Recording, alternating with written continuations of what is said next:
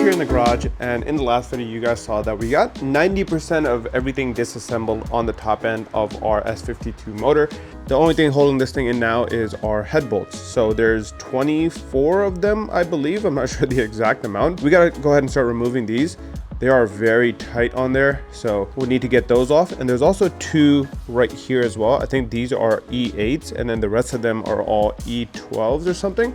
So let's go ahead and start removing that, and then that should loosen up this entire head so that we can actually get it off the car. From there, just to the machine shop. So let's just go ahead and start unbolting and see if we can get this thing off.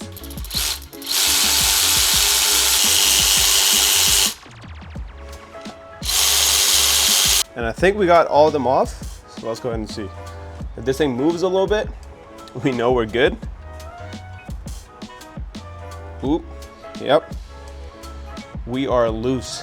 Now, I don't know if I should try pulling this thing out myself. Should I? Or wait for an extra set of hands? I know it's like 60 pounds or something like that. Oh, that's heavy. Now, it's not like super heavy where I can't pick it up, but it's like awkward. It's like, yeah, no. I'm gonna need some help get this thing up off the block. We got it out. I think this was the main objective here, right? So after this, it's kind of done. Our portion of the work is kind of done until we have to put it back in. That's gonna suck. But yeah, I guess I'll wait for an extra set of hands and potentially get this thing out of here. So I guess while we're waiting for someone to come help us get this thing off, want to share with you guys what the plan is with this top end. So we're going to be running a stock valve train for the most part. I think the only thing that we're going to upgrade is the cams, just for a little bit more top end power, and nothing too crazy, so we're not losing that low end torque. If we throw in some new cams, we're also going to have to throw in some new lifters, so that's going to get replaced. Other than that, I'm going to see if we can just keep the stock valve train, just make sure that we're seating our valves, the seals get replaced, and then we might need some new valve guides. So I think with all that, it might be a little bit more expensive, especially the cam price. Those things are like $1,100 by themselves. So we'll see. Obviously, we're gonna get this thing decked, but we're not gonna be throwing any crazy numbers at it just because it doesn't make sense. If we're rebuilding this, we're looking at close to $4,000 if we did all of it brand new, and that's only to gain a little bit more horsepower. So it might go from like 260 to like 300 or something like that. I'm not sure the exact numbers, but from what I've heard, it's not worth the dollar to horsepower gain. Now in the future, if we ever throw some boost at it, yes, we should be upgrading all these parts, but I don't think we're gonna be doing that. I think this is gonna be my reliable daily, hopefully. So we don't have to drive the G80 around as much, and then we also don't wanna put miles on the E30. That's the game plan. So now that we've roped someone in to help, let's go ahead and get this thing off. Okay, so pull up and then go out that way. If you can. Pull up this way? No, that way. Because it's just touching on the header right there. Okay. So.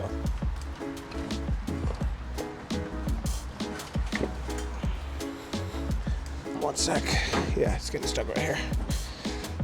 Yeah. Should be. 3, 2, 1. Go ahead, pull. Oh, there it is.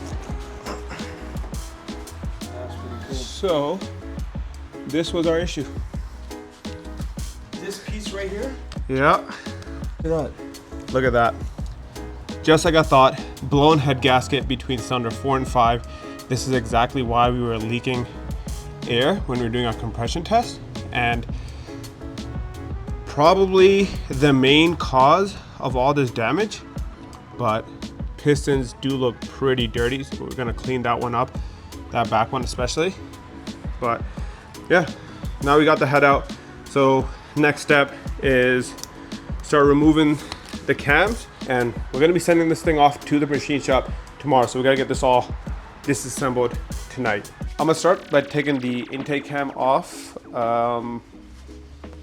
I just seen a video on YouTube where the guy said, loosen up all of these slowly, leave this one on, and then take this one off, and then loosen this one up the last, and then do this one like 1/4 turn at a time, and then this should pop off, the cam tray should pop off, And I think from there, we're pretty much disassembled as much as we need to head to the machine shop. This will also come off, but this is just 3 10 mils. So this will come off rather easy. So I'm gonna start my way from back there. I'm just gonna follow instructions and do what he did because it seemed like he did it right.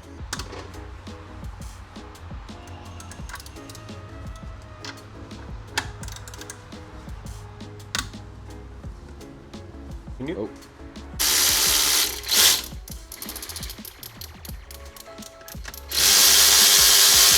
The nice thing is it's actually labeled, so it's like E2, 3, 4, 5, 6, 7. So you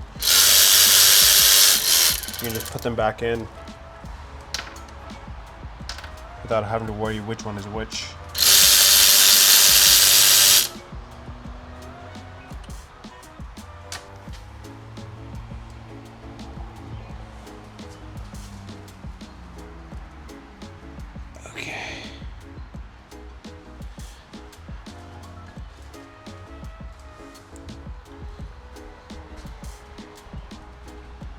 Honestly, all of this looks to be in very good condition.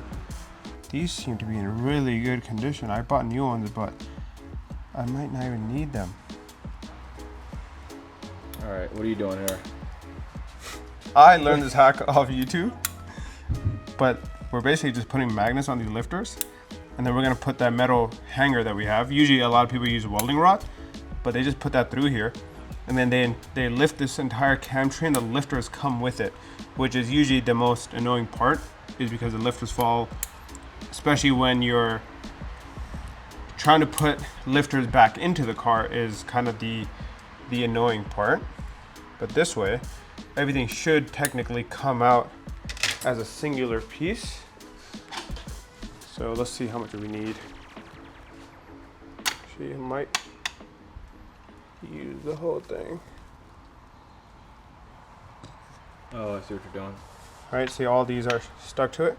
So now we can kind of just help the lifter up a little bit. Haha, look at that. The life hack actually works. So yeah, now we got our intake, cam, and exhaust, sorry, intake, cam, and cam tray out. And we're one step closer to having everything disassembled. So we'll do the other one, and then I'll pick up the camera again tomorrow because this thing is going to the machine shop. We're moving quick on this project because, like I said, I want this thing done before the E30 comes back, and we have 1 month remaining before that happens. So we gotta get this thing moving. We're gonna spend a little bit extra money to get it done quicker, and I guess that's just part of the process. So I'll see you guys tomorrow. So we've been letting the head drain out a little bit. Now we can drop this thing off at the machine shop, and we even got our little package delivered a little bit early. So we have our new valve stem seals from ECS Tuning. So these are the SuperTech seals, and we can give these to the machine shop as well. So he can replace everything. I'm just gonna go ahead and put this down so we don't get oil everywhere, if there is any left.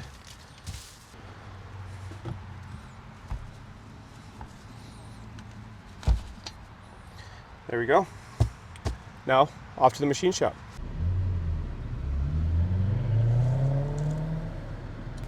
So me and my buddy just dropped off our engine. So he has an E30, I think it's an M20 head that he's rebuilding. So we dropped both of our heads off. Obviously mine is the S52 head. But yeah, machine shop guy, very old guy. You know he's got a lot of experience.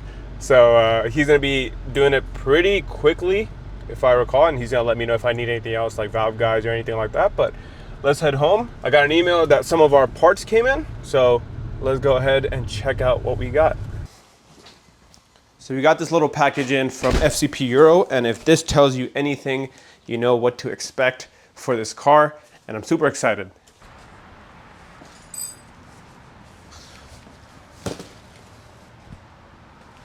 So now that we have the cams, we do have a bunch of other pieces coming from FCP, all the gaskets that we need. We have new knock sensors, new camshaft position sensors, crank position sensor, and a bunch of other miscellaneous items. I thought, why not just replace as much as I can while the engine is apart? This car is most likely gonna be like the daily going forward, so we're not doing anything crazy with it. We're just doing a lot of maintenance, and then I guess the only kind of aftermarket thing is the cams. So we'll probably get a tune on it for the cam so the car can run good.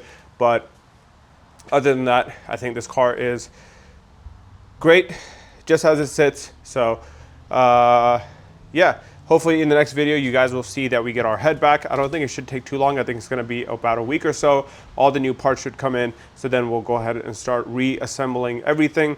And now that we've got the experience disassembling it, I think reassembly should be a lot easier. Praying that everything goes smooth, and hopefully you guys are enjoying this process. And we're obviously this close to the finish line and getting this car back on the road, so super excited. But yeah, I think for this video, that's gonna be it. And hopefully I'll catch you guys on the next one. Peace.